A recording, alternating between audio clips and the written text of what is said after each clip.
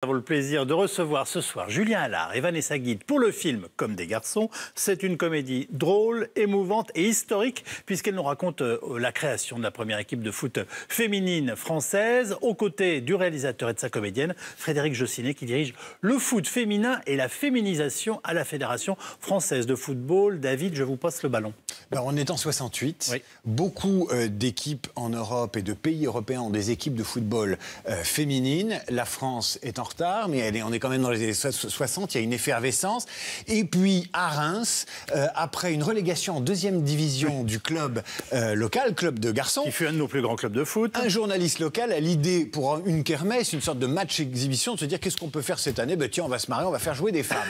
Ça démarre comme ça, oui, c'est parti d'une histoire vraie. Et ainsi naîtra le football féminin. Alors, le journaliste en question dans le film est interprété par l'excellent Max Boublil, qui va trouver le numéro 10, c'est la Zidane féminine de l'époque.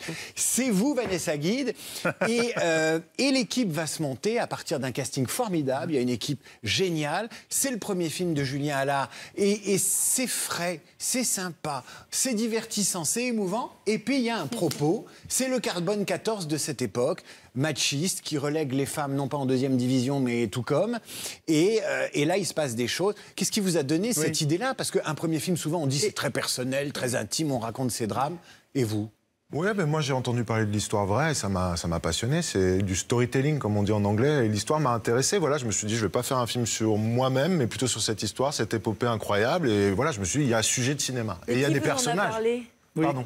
Qui vous en a parlé? Je l'ai entendu par hasard à la radio. Ah ouais. Je me brossais les dents dans ma salle de bain et tout d'un coup, cette histoire, hop, passe, et ça attire mon attention. Et j'entends les filles de l'époque aussi qui parlent dans voilà, les vraies filles de Reims. Et je me dis, c'est des personnages de cinéma. Et vous vous dites, il faut en faire un scénario, c'est des personnages de cinéma, il faut en faire un film. Il y a tout. Une grande histoire et des personnages intéressants. Vanessa Guide, votre rapport au football avant de rencontrer Julien Allard et d'avoir le premier rôle féminin dans cette comédie, mais de fond, sur le sexisme des années 60? Eh bien, mon rapport au foot était inexistant. Vraiment.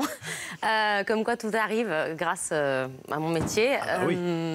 Voilà, j'ai été obligée d'être en immersion totale dans le milieu footballistique pendant plus de 6 mois, notamment déjà en le pratiquant, en m'entraînant très, très durement pendant 6 mois, 3 fois par semaine, très assidûment. Et puis après, forcément, en le pratiquant, je me suis aussi intéressée au match et je suis devenue un peu supportrice maintenant. On va voir des images du film dans un instant, mais Frédéric Jossinet, c'est incroyable. Vous devez tomber de votre chaise, vous, championne de judo, directrice de la féminisation et du football féminin à la FFF. On est en train de parler, on est au Moyen-Âge, là. Vous nous entendez, vous vous dites, c'est pas possible. Oui et non, parce que c'est vrai qu'on connaît évidemment à la Fédération l'histoire du football féminin. On a des archives, on a des photos, et puis surtout, on a un programme avec les anciennes internationales, dont toute l'équipe de Reims aujourd'hui participe à ce programme, qui va avoir lieu au mois de juin de cette année.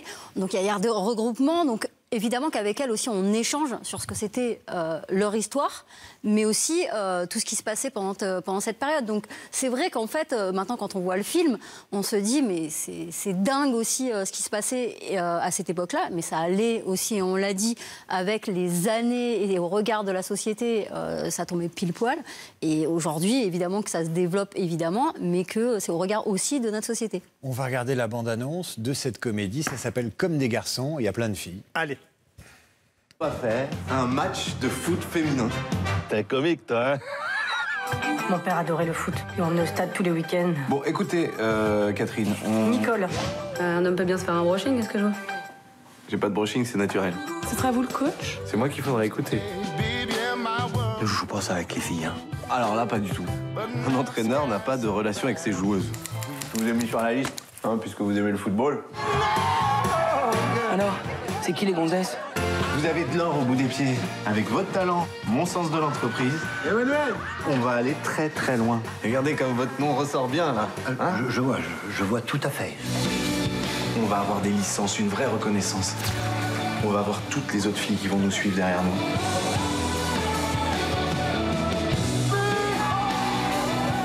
Nous nous battrons jusqu'au bout pour jouer au football comme les garçons. C'est une déclaration de guerre. Je prends tous les risques. Je me casse. Alors on abandonne, c'est ça? On est des pionnières, non? Alors faut aller jusqu'au bout. Julien Allard, ça a vraiment été la guerre quand ces filles ont décidé, avec ce journaliste qui sortait de là comme ça, ça a été la guerre avec les institutions très masculines du football de l'époque? Ouais, c'était une guerre un peu à distance parce que la fédération ne les reconnaissait pas. Il y avait des licences pour les enfants, mais il n'y en avait pas pour les femmes. Donc elles étaient reléguées dans le vide presque. Et donc ils se sont dit, voilà, qu'est-ce qu'on va faire pour exister un peu? Et ils ont juste existé, ils ont fait des matchs, ils ont rencontré des équipes. Et puis ils ont fait des tournées internationales. Et là, à partir de là, la fédération se dit, il y a quelque chose qui nous échappe. On risque d'avoir une fédération parallèle, on risque d'avoir des matchs parallèles, et donc ils ont reconnu les filles en 71. Ce qui est extraordinaire, c'est que, je rappelais tout à l'heure rapidement, à l'époque, c'est le moment du déclin de la grande équipe de Reims, mais qui a dominé le football français. En plus, autour de tout ça, il y a le lobby du champagne. Enfin, c'est toute une région qui vit à bout de bras avec son foot et qui, là, n'a plus rien. Ouais, j'ai un peu romancé. C'est pas exactement au même endroit que le grand stade de Reims est tombé, mais j'aimais bien l'opposition, la tombée du Grand Reims et la montée de l'équipe féminine, évidemment.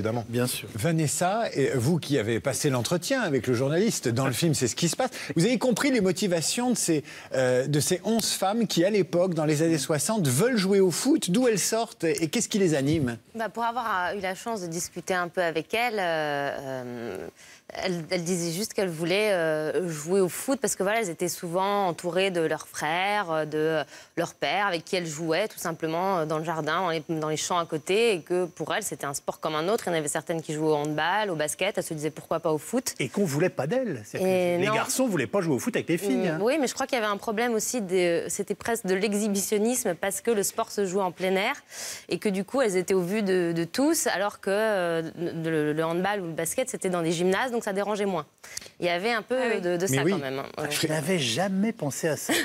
Mais non, mais c'est Frédéric Jossinet, vous le savez, dans les institutions du football, que faire du foot aux filles, c'est leur apprendre à se réapproprier l'espace ouvert et dehors, parce qu'elles étaient confinées à des sports indoor, la danse, voilà.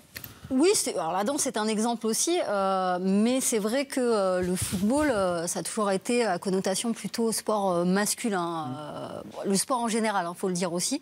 Le sport a quand même été fait par des hommes, pour des hommes, c'est comme ça. Mais c'est vrai que le football, encore plus que le reste, et en effet, vous l'avez dit, c'est vrai que c'est un sport qui est outdoor, où en effet, les sports comme le basket et le hand, où on est plutôt confiné à l'intérieur, on est plutôt protégé, donc ça veut dire qu'entre guillemets, on protège aussi des femmes qui font du sport, parce qu'elles sont à l'intérieur, et qu'entre guillemets, de jouer à l'extérieur, ça veut dire d'autres choses.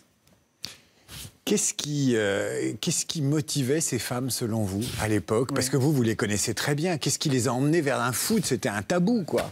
Ouais, moi je pense que tout simplement, en effet, elles étaient dans des familles de footballeurs où le papa, le grand-père, les frères jouaient au foot et elles avaient juste envie de jouer au foot. Quand on leur pose la question, qu'est-ce qui vous a motivé à l'école et pourquoi vraiment vous voulez jouer au foot? Mais c'est parce que déjà elles étaient dans des familles de footballeurs. Donc elles se demandaient pourquoi elles n'avaient pas le droit de jouer au foot. Donc c'était alors pas des rebelles, elles baignaient dedans en fait. C'était des sportives.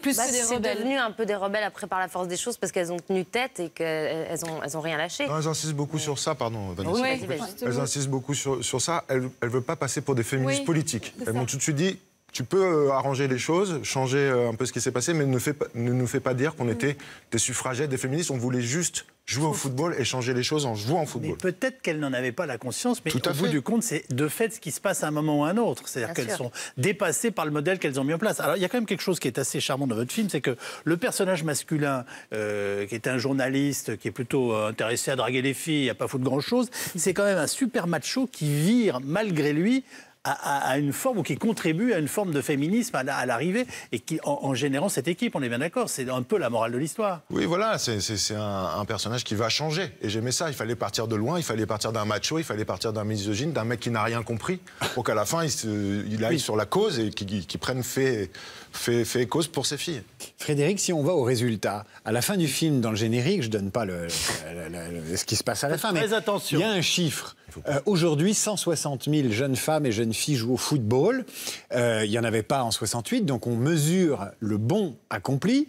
Et en même temps, si on rapporte ces 160 000 femmes au nombre de licenciés de football aujourd'hui, c'est-à-dire 2 200 000, j'ai travaillé, ça fait 7%.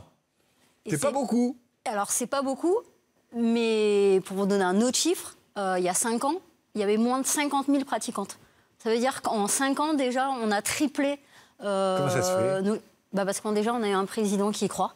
Et je pense que malgré tout, quand on a un président, une institution politique qui croit au football féminin, qui croit aussi à la place des femmes dans toutes les familles du football, parce que parmi ces licenciés, on a des arbitres, on a des éducatrices, on a des entraîneurs, on a une sélectionneur de l'équipe de France A.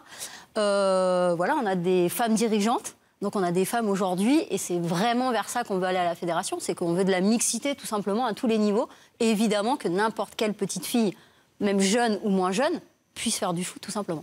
Alors Vanessa Guilde, comment votre personnage, parce que c'est intéressant aussi, elle n'est pas préparée à ça, et elle va rentrer dans le jeu, et elle va même se l'approprier d'une certaine façon. Alors comment vous avez suivi ce qui se passe dans la tête de votre personnage? Elle s'appelle Emmanuelle? Oui, Emmanuelle Bruno. Comment elle évolue là-dedans?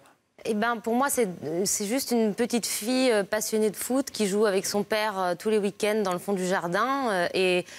Juste comme elle est très timide, introvertie, elle n'a pas du tout envie d'être mise en avant. Il se trouve que c'est une très bonne joueuse, mais personne n'est au courant.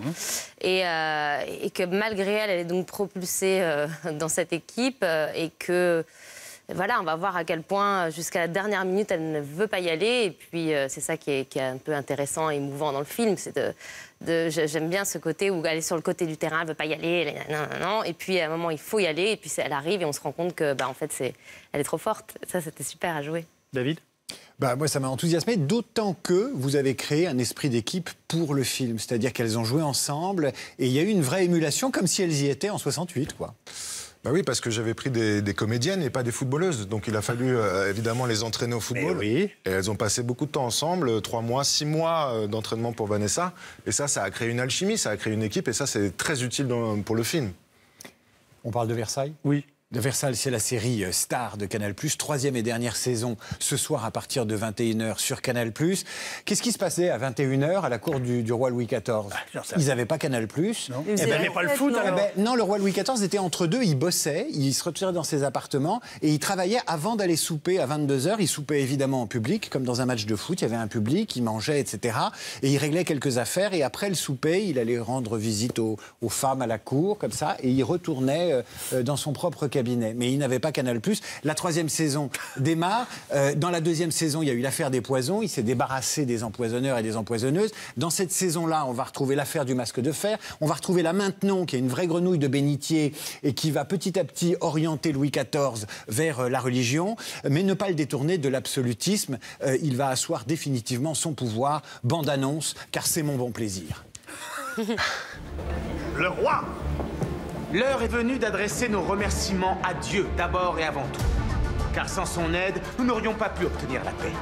Et aussi à mon frère. J'ai préparé une liste restreinte de crapules à envoyer aux Amériques. Mais je n'arrive pas à identifier un prisonnier. Il ne s'agit pas d'une prison ordinaire. Les prisonniers les plus dangereux sont enfermés à la Bastille. Il avait le visage recouvert d'un masque de fer. Il est mort, vivant. On peut pas le tuer. Est-ce qu'il portait un masque? Pauvre malheureux. Est-ce qu'il portait un masque? Votre instinct politique vous fait honneur, madame. Être maître de soi, c'est être maître du monde, sire. Le roi a ma confiance absolue, j'espère seulement que j'ai la sienne.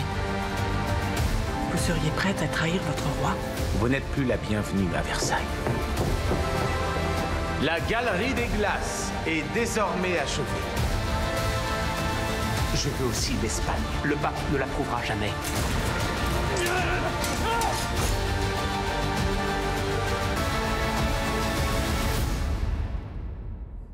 Mon conseil, pour bien profiter de la série Versailles, vous regardez un épisode et vous allez vous balader dans le parc de Versailles. Un épisode sur Canal+, une balade dans le parc de Versailles où il y a aussi le Grand Canal. Donc il y a des liens dans tous les sens. Et David Abiker moi qui j'y va vais, je promène régulièrement. mon chien là-bas et vous croiserez peut-être, qui sait, le président de la République en train de faire son jogging. Il aime bien jogger à Versailles. Merci à vous trois. Comme des garçons sera donc en salle ce mercredi. Nous avons beaucoup aimé le film. On était heureux de vous accueillir. Merci aussi de nous avoir expliqué qu'aujourd'hui, la Fédération française de foot se préoccupe des femmes.